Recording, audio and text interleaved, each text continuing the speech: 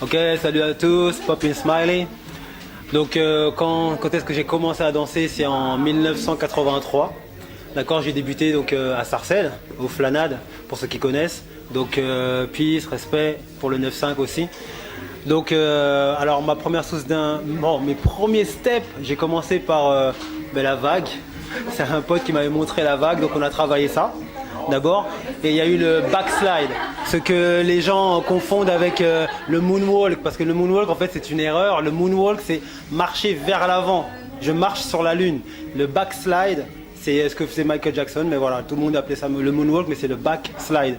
Donc j'ai travaillé ça en 83. Ensuite il y a eu, quand j'ai commencé, vraiment ce qui m'a poussé, c'était les potes à l'extérieur, mais il y a eu également le clip de Michael Jackson, Thriller, et c'était pas autant par rapport à Michael Jackson, mais surtout la scène de fin où on voit les zombies, là, les morts vivants, etc., qui stoppent et tout, qui font des blocages, comme on disait à l'époque.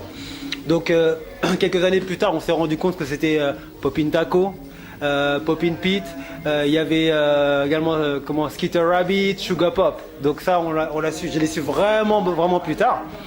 Et bien sûr, il y a eu en 84 Break Street 84, donc Breaking avec Shabadoo. Il y avait donc Boogaloo Shrimp, Poppin Pete, Poppin Taco dedans, Anna Sanchez, donc Lollipop.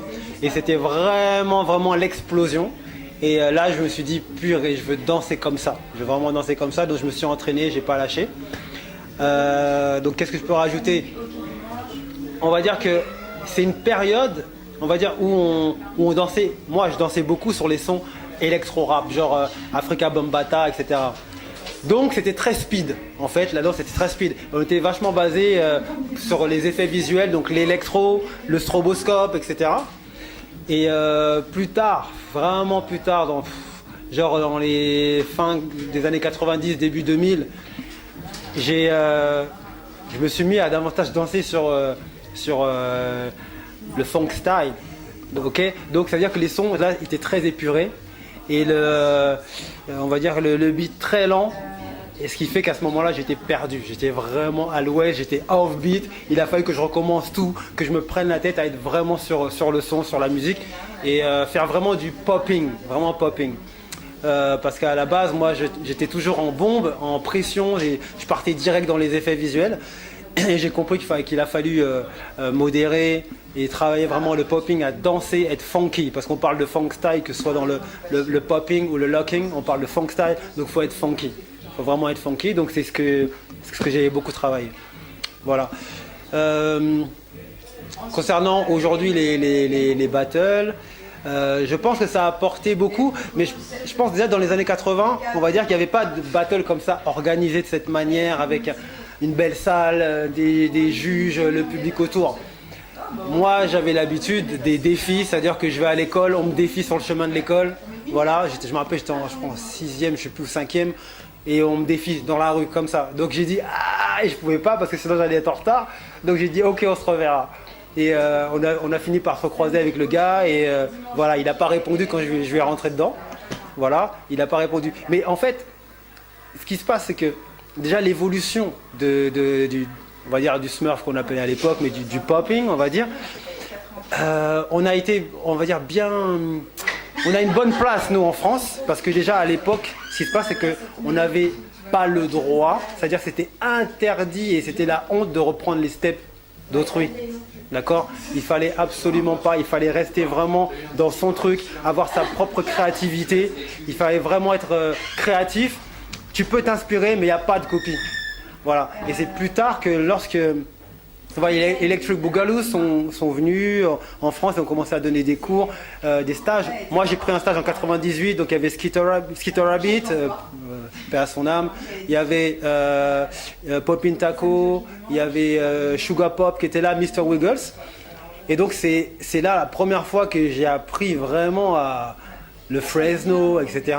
Et j'étais complètement perdu. Justement, c'est cette période-là où je me dis, oh, le rythme il est beaucoup plus lent et oh là là, c'est chaud. Donc, mais à un moment donné, je trouvais que la plupart des danseurs que moi j'avais connus, des potes comme Sally Sly, Stiga et autres, on va dire c'est comme si tout le monde se ressemblait alors qu'ils avaient leur identité propre. Donc à cette époque-là, je me disais, mince, moi je veux pas faire ça. Mais donc j'étais complètement paumé. Il a fallu que plus tard j'ai compris, ok, il y a certaines bases, certaines choses que le boogaloo, popping peut apporter par rapport aux directions, par rapport à toutes ces choses-là. Et donc ça veut dire que ce soit Salihslai comme Stiga, il y a eu un passage comme ça, d'apprentissage, de compréhension, comme moi je l'ai compris après par rapport à moi-même, pour comprendre les choses, et ensuite tu réadaptes ça avec ton propre style.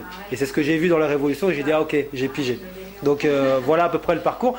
On va dire que déjà le fait de ne pas vouloir ressembler aux autres et de s'imprégner par rapport à, on va dire, à l'esprit, l'état d'esprit de la danse, le feeling, etc. Comment ressentir la musique. Déjà, ça nous a fait vraiment évoluer. Et donc voilà, et chacun garde son identité propre. Donc automatiquement, hop, le niveau a monté vraiment énormément en France.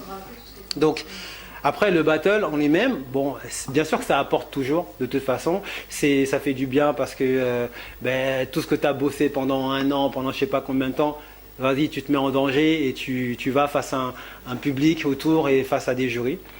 Donc ça apporte toujours, mais en même temps ce que je veux dire c'est que ça veut rien dire. C'est pas parce que tu passes pas un battle que tu n'es pas un danseur ou blablabla, etc.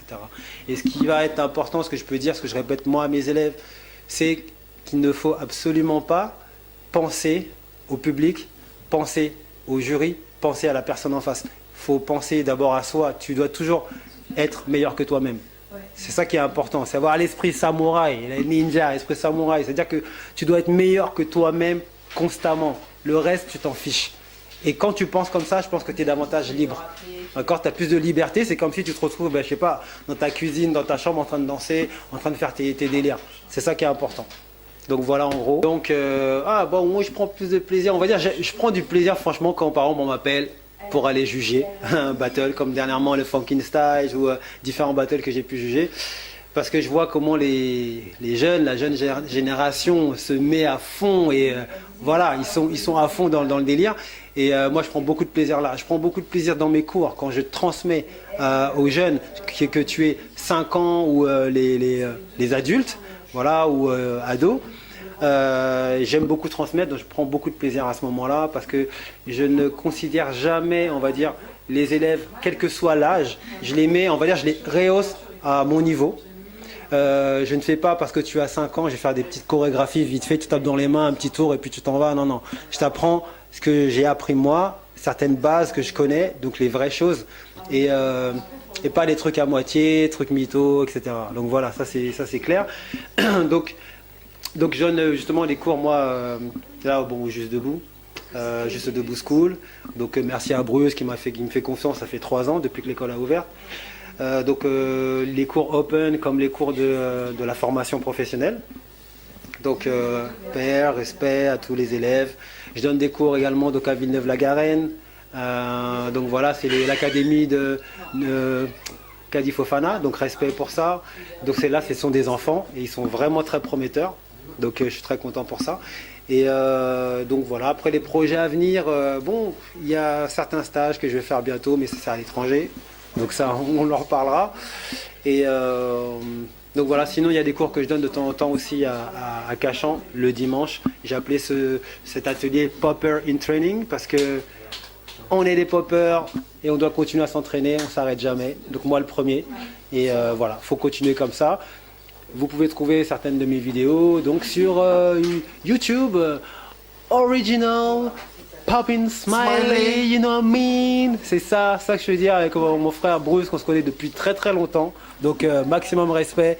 Merci beaucoup, comme je disais, qui m'a fait confiance depuis 3 ans. Je suis là, on est ensemble, on fait les choses et je lâche pas. On lâche rien. Il a été là dans le creux de la vague, il sera là dans le haut de la vague. Voilà. Smiley represent. Merci beaucoup. So peace, à très bientôt et j'espère que vous avez compris à peu près l'état d'esprit et allez-y, faites votre vie. Faites vos vies, vous enfermez pas, avancez, allez droit au but, ok? So peace, merci.